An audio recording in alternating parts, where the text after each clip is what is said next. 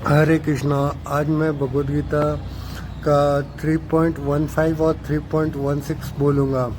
तो गीता बोलने से पहले हरे कृष्ण कृष्ण कृष्ण हरे हरे, हरे राम राम राम हरे हरे। 3.15 में श्री कृष्ण अर्जुन से बोलते हैं कि हे अर्जुन, जो कर्म होता है वो कर्म कहाँ से आता है? वो वेद से आता है। और वेद कहाँ से आता है? वो अक्षर से आता है। ठीक है। जब कुल अक्षर, सारे अक्षर जब मिल के वेद बनते हैं तो वेद कर्म में उपस्थित हो जाता है और तब जाके भगवद गीता होता है। मतलब ये भगवद गीता का एक अंश है। ठीक है। इसके रिलेटेड मैंने एक स्टोरी तैयार किया है। आप ये स्टोरी देखो और आपको ये स्टोरी अगर समझ में आएगा तो आप मेरे को बताओ और मैं भी थोड़ा सा आपको समझाने का कोशिश करूँगा। हरे कृष्णा। बहुत समय पहले की बात है। एक गांव में एक ज्ञानी ब्राह्मण रहता था। उसका नाम महेश वेद प्रकाश था। वे रोज ज्ञान ज्ञान ज्ञान देता था। वेद का पाठ करता था और गांव के लोगों को धर्म का शिक्षा देता था। एक दिन गांव में एक युवक आया और बोला, गुरुजी, आप रोज यज्ञ करते हैं और इसमें क्या फल मिलता है? एक भगवान सच में इन कर्म में रहता है? महेश मुस्कुराया और बोला, मैं तुम्हें एक कहानी सुनाता हूँ। उन्होंने बताया कि एक बार देवताओं ने धरती छोड़ के मनुष्य की यज्ञ और धर्म छोड़ दिया था। पृथ्वी पे अधर्म बढ़ गया था और लोगों ने सिर्फ का स्वार्थ के लिए कर्म करने लगे थे। तब भगवान विष्णु ने एक साधु का रूप में अवतार लिया और सभी को ज्ञान और धर्म का महत्व समझाया। उन्होंने कहा, जब तक मनुष्य निष्काम भाव से, निष्ठा और सद्बुद्धि से कर्म करता है तब तक उसको ज्ञान में अवस्थित रहता हूँ मैं। लेकिन जब लोग अपने स्वार्थ के लिए काम कर्म करते हैं तो मैं वहाँ नहीं होता हूँ। युवक ने सुना और कहा, गुरुदेव, अब मैं समझ गया। यह केवल एक यज्ञनी को आहुति देना नहीं होता, बल्कि संपन्न, शुद्ध और कर्म में भगवान को अनुभूति करना होता है। शिक्षा।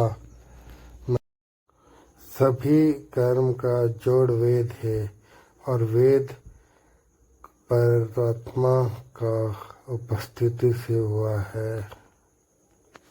ये बात समझना। हरे कृष्णा। तो हरे कृष्णा, आपने ये स्टोरी देखा ना? आपने ये स्टोरी में देखो कि कैसे श्री कृष्ण ने बताया कि जब मतलब विनाश का टाइम आता है तो कैसे क्या हो जाता है, जब अच्छा टाइम आता है तब कैसे क्या होता है। ठीक है।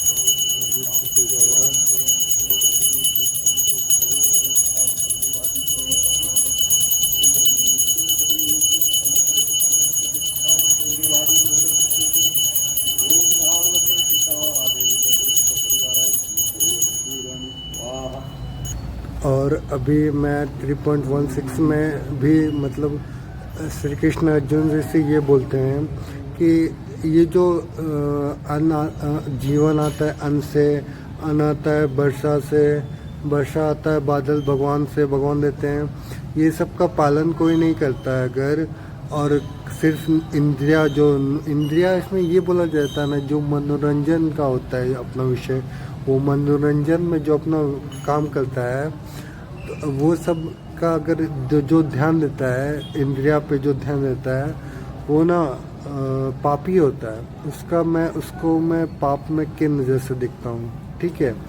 तो कलयुग में पाप इसके नज़र से भी बहुत होता है, क्योंकि लोग आजकल सोचते हैं, मैं अभी कलयुग में जी रहा हूँ, मैं ये जानता हूँ, मैं देख रहा हूँ कि लोग अभी ये सोचते हैं कि ये काम करेंगे तो इसमें मज़ा आएगा, ये काम करेंगे तो इसमें मेहनत है तो क्या हो भाई, तुम्हारा फल तो नज़र आएगा ना, तुम्हारा कर्म तो होगा ना।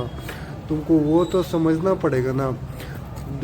तो यही है, इसके रिलेटेड भी मैंने एक स्टोरी तैयार किया है, वो स्टोरी आप लोग देखो।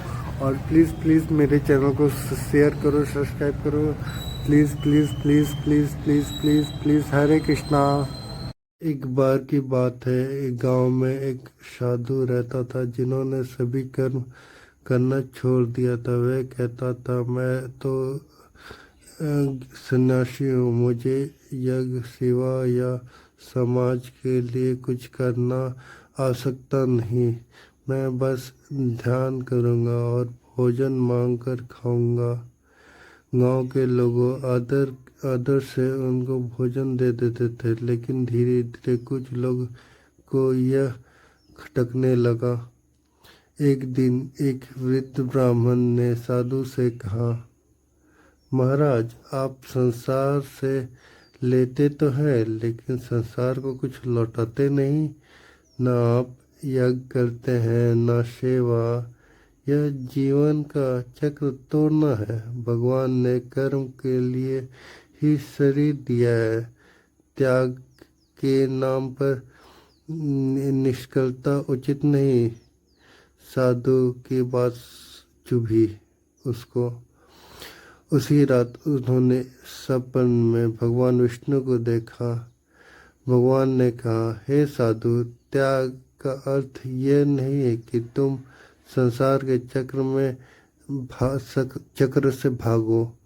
यदि तुम भोजन ले रहे हो तो ज्ञान, सेवा या उपकार से उसका उत्तर निभाओ। अगली सुबह वह सब साधु गांव के बच्चों को शिक्षा देने लगा और प्रतिदिन यज्ञ करने लगा। अब वह सोचा, सन्यासी बन गया हूँ, कर्म करता हूँ। हरे कृष्णा। हरे कृष्णा। तो आपने देखा ना कि कैसे ये वृद्ध जो मतलब बहुत महात्मा आदमी ने बताया, तो ये जाके समझे थे। वैसे ही आप लोग को भी ये इस बात को समझना है कि आप लोग अभी अगर कुछ कर्म नहीं करेंगे तो नहीं होगा, कुछ कर्म करना ही होता है। और इसके रिलेटेड मैंने जो बात बताया था आपको, वो तो अब समझ में आ गया होगा। और हरे कृष्णा।